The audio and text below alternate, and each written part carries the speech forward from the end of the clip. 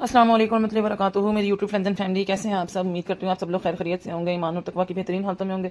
अल्लाह ताला से दुआ है अल्लाह ताला हमारे वक्त में, हमारी सलाहियतों में, हमारी ज़िंदगियों में बरकत पैदा कर दे। इसी खूबसूरत सी दुआ के साथ मैं बढ़ूंगी जी आज की रेसिपी की तरफ। आज की रेसिपी क्या है जी, टिंडे चिकन। अल्हम्दुलिल्लाह हमारी माएँ बहनें घरों में बनाती होंगी टिंडे चिकन। मेरे बच्चे पहले टिंडे बिल्कुल नहीं खाते थे, तो मैंने ऐसा खट्टा और टेस्टी स्पाइसी इनको बनाया कि बच्चों ने जो ना मज़े ले लेके इसको खाया। तो मैं इसको कैसे बनाऊंगी मैं इसको आपके साथ शेयर करूंगी। अल्हम्दुलिल्लाह मेरे बच्चे इसको खाने लगे हैं। और जो है ना पिज़्ज़ा बर्गर हर वक्त खाना, ये कोई जो है ना एजाज़ वाली बात नहीं है। ये मम्मी डैडी खाने होते हैं, ये हर वक्त नहीं खाए जा सकते। तो ये खाने भी हमें, बल्कि ये खाने हमारी सेहत के लिए ज़्यादा ज़रूरी है। उन्हें हम चीट मील के तौर पर खा सकते हैं, लेकिन हर वक्त खाना हमारी सेहत के लिए नुकसानदेह है। तो चलें जी बढ़ते हैं आज की रेसिपी की तरफ। मैंने 1 किलो टिंडे लिए हैं, और ये मैंने टिंडियाँ नहीं है, छोटी छोटी जो होती नहीं है वो, आपको इनके बीज से पता लग रहा होगा इनके बीज कच्चे हैं। पक्के बीज वाली जो होती है ना वो पकती नहीं है, उनको गलाना बहुत सख्त टास्क है। 1 अदद मैंने दरमियाने साइज़ की प्याज लिया है। छोटे टमाटर थे तो मैंने 3 अदद टमाटर लिए हैं। 1 गट्ठी लहसुन की ली है। 2 इंच का अदरक का टुकड़ा लिया है, इसके मैंने पीसेस कर लिए हैं। आधा किलो मैंने चिकन लिया मिक्स। ये भी थोड़ी सी जमी हुई है क्योंकि फ्रीज़र में से निकाली है, तो भी सही तरह मेल्ट नहीं हुई। और मैंने जी 1 चाय का चम्मच लिया कुटी लाल मिर्च, 1 चाय का चम्मच लिया मैंने पिसा सूखा धनिया, 1 खाने का चम्मच नमक, 1 चाय का चम्मच हल्दी, 1 चाय का चम्मच जो है ना 1 खाने का चम्मच पिसा गर्म मसाला, और 1 चाय का चम्मच पिसी लाल मिर्च लिया मैंने। और अब मैं इसमें ऐसा क्या मिला के इसको खट्टा और टेस्टी बनाऊंगी कि बच्चे इसको खाते रह जाएं, उसके लिए आपको फुल रेसिपी को देखना पड़ेगा। तो चलें जी, वैसे कोई ऐसी सीक्रेट चीज़ नहीं है जो आपको बाजार में स्पेशल ढूंढनी पड़ेगी, आपको अपने किचन में ही मिल जाएगी, लेकिन वो मैं तब बताऊंगी जब मैं इसमें शामिल करूंगी। चलें जी बढ़ते हैं अपनी रेसिपी की तरफ। सबसे पहले ये प्याज, थोम, अदरक और लहसुन जो है इसको कुकर में डाल दूंगी, और यही एक बाउल जो है ना पानी का भर के इसमें डाल दूंगी। ये देखें जी, यही एक बाउल में इसमें पानी का डाल दूंगी, और तकरीबन 10 से 15 मिनट करीब मैं इसको जो है ना सीटी लगाऊंगी। और फिर जब इसका मसाला गल जाएगा तो फिर इसमें स्पाइसेस डालूंगी, ब्लेंड करूंगी, और फिर चिकन ऐड करूंगी। जी 15 मिनट मैंने इसकी सीटी लगवाई है, और अब मैं इसको ब्लेंड कर लूँगी।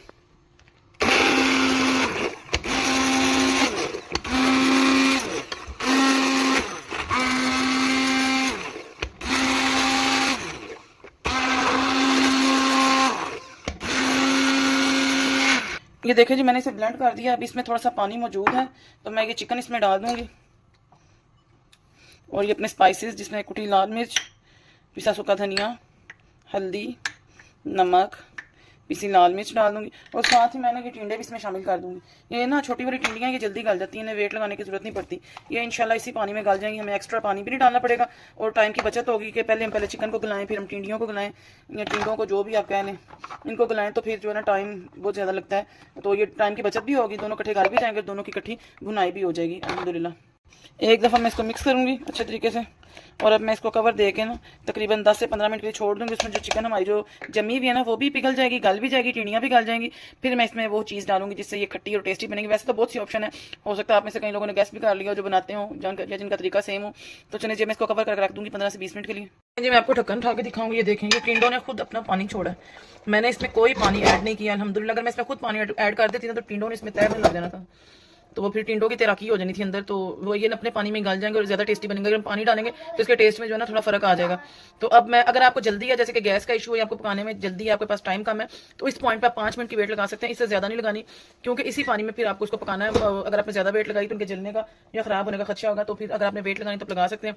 लेकिन मैं इसी पानी में इसको मजीद पकाऊंगी, पानी खुश्क होने तक, और फिर इसकी भुनाई करूँगी। तो अब इसका पानी खुश्क होने पर आ गया, मैं इसमें 2 अदद हरी मिर्चें डालने के बाद बारी आगे इसको खट्टी करने की, तो मैं इसमें 2 खाने के चम्मच इमली डाल दूंगी। मैंने कहा था ना वही चीज़ है जो आपके किचन में मौजूद है, लेकिन थोड़ा सा सरप्राइज़ भी तो दूँ ना मैं आपको, ताकि आप रेसिपी पूरी देखें। मैंने इसमें 1 प्याली ऑयल डाल दिया। अब मैं इसकी भुनाई शुरू कर दूँगी, हल्की आंच पे इसको भूनूंगी जब तक कि ये ऑयल साइडों पे ना छोड़ दे और अच्छी तरह खुश्क ना हो जाए। अब ये देखें खुद ब खुद ये जो है ना बैठ गया है। पहले मुझे अपने बच्चों को ये कह के खिलाना पड़ता था कि मैंने गोभी पकाई है, लेकिन अब अल्लाह का शुक्र है अल्हम्दुलिल्लाह, जब से मैंने ऐसे पकाने शुरू किए खट्टे खट्टे टिंडे, तो अल्हम्दुलिल्लाह मेरे बच्चे जो है ना टिंडों के नाम पे ही टिंडे खाते हैं।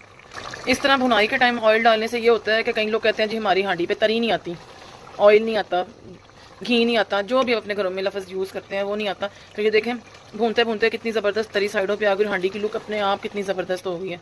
ये आपके सामने है देखने। मैंने कोई भी पॉइंट, मेरी कोशिश होती है कि हर पॉइंट को क्लियरली दिखाऊं और कम से कम क्वांटिटी में आपको बताऊं। मैंने कई चैनल्स देखे वो इतनी ज़्यादा क्वांटिटी बता देते हैं ना कि यकीन कर इतना अफसोस होता है जब आधी से ज़्यादा चीज़ आ जाती है। आजकल के महंगाई के ज़माने में अगर आप किसी रेसिपी के लिए सामान खरीदें तो वही बहुत बड़ी बात होती है।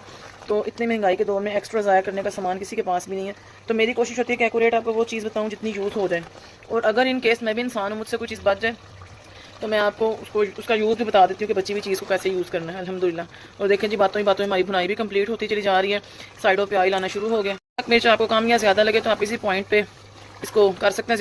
ज़्यादा तो नहीं होगी अल्हम्दुलिल्लाह, इतना तो मेरा भी अंदाज़ा है। हाँ, कई लोगों के हिसाब से कम ज़रूर हो सकती है, तो आप इसी पॉइंट पर इसको चेक कर लें ताकि भुनाई में जो है वो पक जाए, उसमें कच्चापन ना रहे। मुझे इसमें थोड़ा सा नमक और थोड़ी सी मिर्च कम लगी थी। मैंने चौथाई चाय का चम्मच नमक और चौथाई चाय का चम्मच ही मैंने पिसी काली मिर्च इसमें डाल दिया।